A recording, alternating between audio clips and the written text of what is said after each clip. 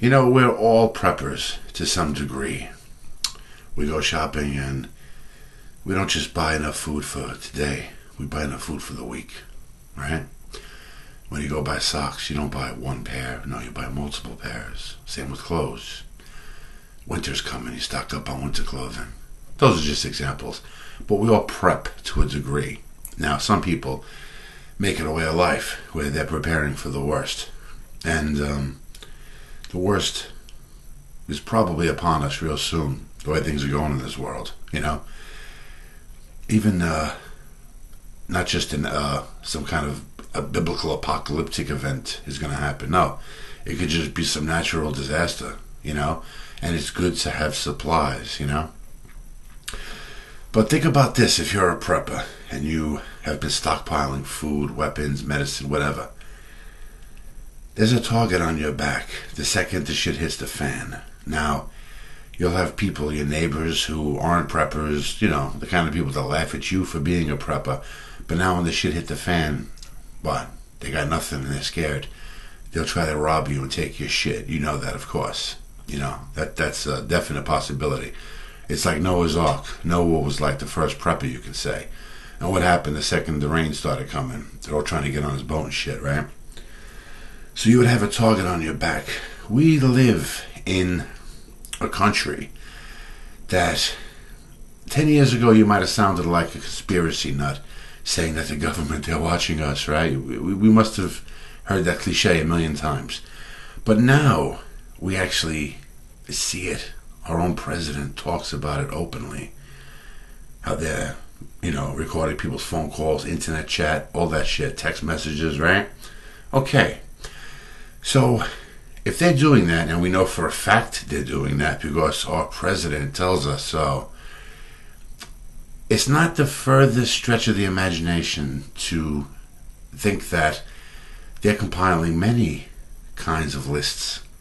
And I believe one of the kinds of lists that they're compiling is a prepper location list. Now you might say, why would they do that?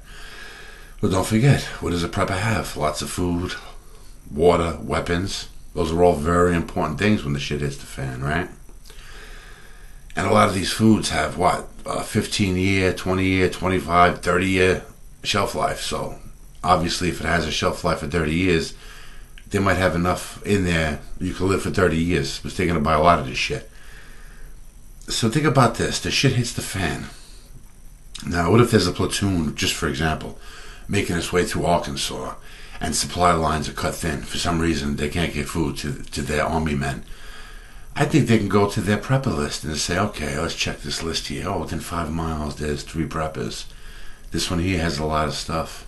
There's maybe 5 men, but they got enough food for 30 years in there. Okay, let's go there, you know? Now, it might sound like a stretch, like I said, bullshit stretches the imagination, but it's really not. It's really not. You got to figure the government's compiling these lists for a reason. Why do they want to know every fucking thing? You know? I would imagine they want to use it potentially one day to their advantage. The government can declare like an evacuation. Everybody must get out. You must get out. So now if you don't get out, okay, if you're a prepper and you got a lot of food and you know, and stuff, you can live where you are. You don't have to get out. But if they declare you must evacuate and you don't, that's like a bullshit end-around way to make you a villain all of a sudden. We warned these people to get out and we went there to confront them and, you know, we had to kill them all, you know, take all their stuff. And preppers, for the most part, I would imagine, leave a very simple paper trail to follow. Especially if you're building, like, say, the bomb shelter or whatever it is at your house.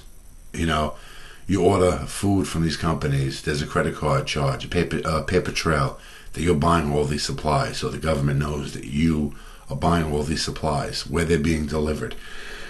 So, chances are, they can find you very easily in all your supplies, right? So I'm going to suggest this to all current preppers. If you've been prepping, and like everybody seems to know your business, everybody seems to know where your bomb shelter is, or whatever you want to call it, your underground habitat, think about getting a secondary location and call that the real location, the end location. Because there could be a target on your back that's very obvious. if everybody knows where your prepping camp is, that's not really beneficial to you in the least. So I would suggest get another location, keep it really secret, and slowly but surely get your supplies to that location. Now when the shit hits the fan, you'll be at that secondary safe location, and any trouble coming your way by locals or even the government, army guys passing through that want your shit, they'll find nothing there, and they're not going to bother trying to find you at that point. They'll just go on to the next sucker on their list to get them. When we think of prepping, it's not just food, paper towels, toilet paper, water, that type stuff. You have to think in the long haul, especially if you have children, for example.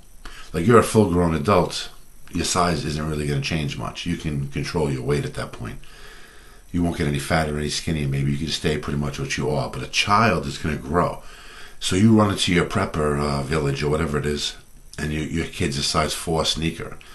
Your kid's going to be a size 5, a 6, a 7, an 8, a 9, so on and so forth. Pants are going to grow, shirts, underwears, everything. When you prep, you have to plan. You have to plan for that type of stuff too. You got to have tons of fucking clothing, man, as that child grows.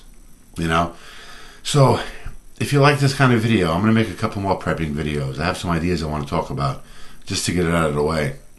So just stay tuned to this channel. I have a couple of good ones coming up.